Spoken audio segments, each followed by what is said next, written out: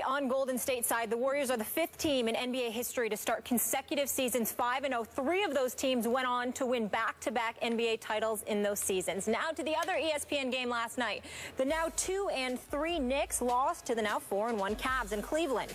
Carmelo and LeBron played each other tough, contesting over 50% of each other's shots. Anthony scored 2 points when guarded by LeBron, while LeBron got 11 with Anthony as his primary defender, but LeBron stepped up in the fourth big. Melo did not. Skip, what was your takeaway from this one?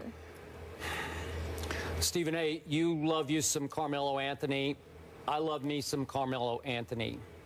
I know it's still early, but my takeaway last night was I was deeply disappointed in Carmelo Anthony when it mattered most. Head-to-head against LeBron James, who was mightily struggling with his shot, Carmelo came up very small for a Knicks team that I think is pretty good, or let's just say not bad. They're way better than I thought they were going to be. Are they a contender? No, they're not a contender.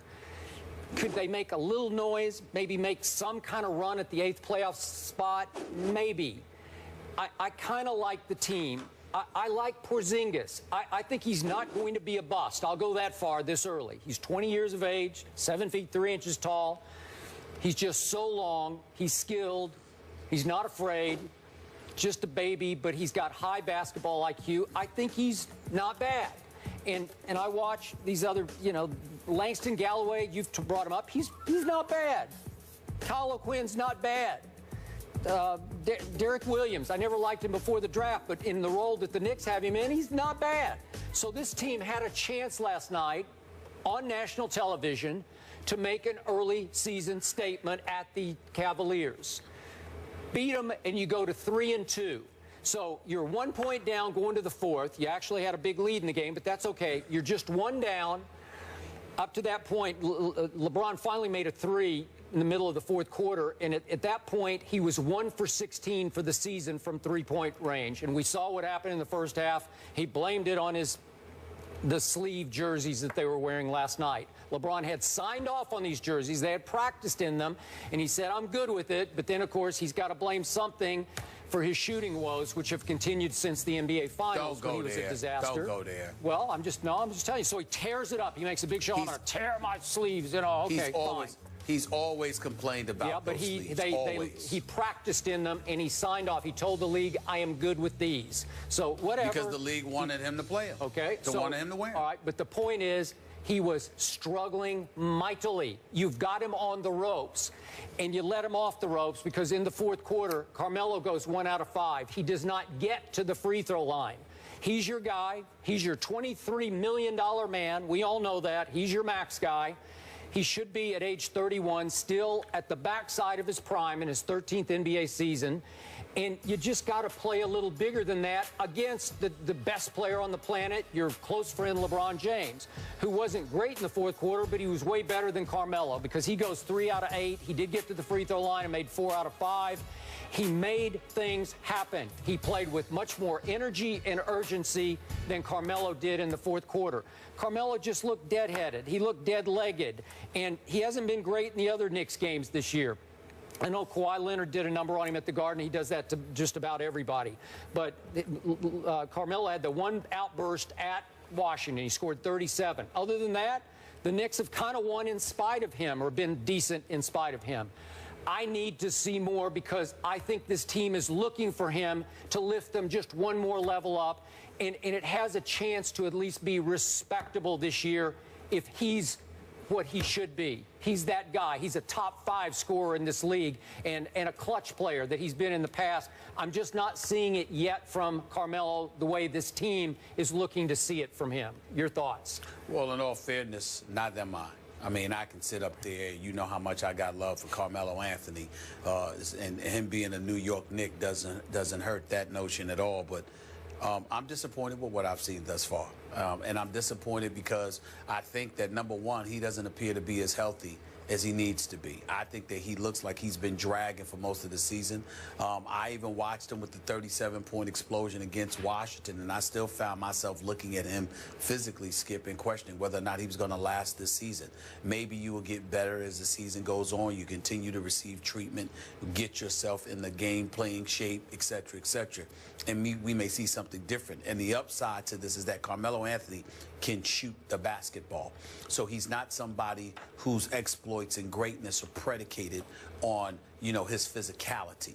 It's his ability, being 6'8" and about 240, and his ability to beat you from the outside is what can potentially make him lethal no matter what the situation is, because when he's making shots, what are you going to do about it? But I think what you saw last night in the fourth quarter when he was going up against LeBron James is that LeBron James is in better shape than him. So LeBron James can amp it up to another level, another notch, and really, really do whatever's necessary in order to lift his team to victory. I think we all look at Carmelo Anthony, and even though I'm not going to sit here and say that he's out of shape, Carmelo Anthony has never, ever, ever in his lifetime been in the kind of shape that a LeBron James is in. So I think that has something to do with it as well in terms of the lack of effectiveness last night, because Carmelo Anthony usually gives it to LeBron. Carmelo Anthony usually shows up and plays against LeBron James. I'm just not satisfied with what I'm seeing from him. You know how I'm feeling about the Knicks right now. Certainly they're playing better. Phil Jackson deserves a lot of credit for that because they're playing better. They're playing harder. Porzingis is not a bust. He's a 2 to 3 year project. There's an incredible upside to him, and I think that he'll be fine. But at the same time, when you've got Vujacic in your starting lineup, you got a problem. Jerrion Grant out of Notre Dame needs to learn how to shoot the basketball. Okay, Porzingis is giving you something. Robin Lopez is marginal. We all know this. And that's all you can go. I mean, what do you want me to go with? The Langston Galloways of the world, the Kyle O'Quinns, the Lance Thomases, the Derek Williams. These are serviceable players, decent players. But Carmelo Anthony doesn't have but so much to work with, which means he has to be in the kind of condition mentally and physically to carry this team. And he's not. So I'm not happy with what I've been seeing from him. I understand to some degree why that is. But at the same time, I got to tell you, they're not going to go very far unless Carmelo Anthony is a superstar. No doubt. And he doesn't look like a superstar right now. Okay. Are you suggesting he has not recovered from his knee issue of last year? I don't think he's fully recovered. Wow. I do not. I'm not saying that the injury is an issue, but I think the injury and the kind of setback it caused him conditioning-wise, I think there's a lot for him to overcome, because even when he didn't have these injuries, Skip, he wasn't known as some conditioning guru. Yeah. And so because of it, now you've got the injury, and then that scales you back. Yeah, you're rehabbing from the injury so you can get on the basketball court and play. But the kind of physical conditioning that you're accustomed to having, before it wasn't great. So why would it be great now? Yeah. Stephen A., my fear, and I'm hoping against hope this is wrong, but my fear is that Carmelo has been beaten down by such losing with the Knicks that they've lost so much that he's starting to lose his love for playing basketball, where you just get so tired and you look around at the 20-year-old next to you and the guys you just listed and you're saying, we don't really have a chance. So you lose some heart for it. You lose some zest for going out and competing every night, because you start to think, even at my greatest, I can't lift this team up. Well, let's put it in let's just put it plain and simple. Carmelo will never admit it because he's too classy to do so. But he knows this team is subpar, to be kind. He knows that. He knows he's not playing with a championship, a squad with the potential for a championship. But at the same time, Carmelo loves his money. In an ideal world, he would love to make his money in New York City while they're winning. In a less than perfect world, he'd love to make his money while he's winning, even if it was someplace other than New York. Now, this is no excuse for people to run away and say that I'm saying that Carmelo Anthony wants to get traded from the New York Knicks, because I'm not accusing him of such things. But I will say this, considering how average they are, if he had an opportunity to get his money, which he now has, because he's making $122 million, and you couple that with him playing for a contender, do I think that he'll cry about departing from the Big Apple? Somehow, some way, I suspect he'll get over. Okay, but Knicks fans don't want to hear that this early in the season. They just think you're making $23 million this year. You know, earn your money. Just earn it. Which is why he won't say a word about it, and he probably ain't even thinking about it because it's too early in the season. Not to mention the fact that they do look better than they did last year. Yep. But at the same time, they're just not a championship contender. And when you're in the weak Eastern Conference and there's debates as to whether or not you will even make the playoffs, you are the epitome of sorry.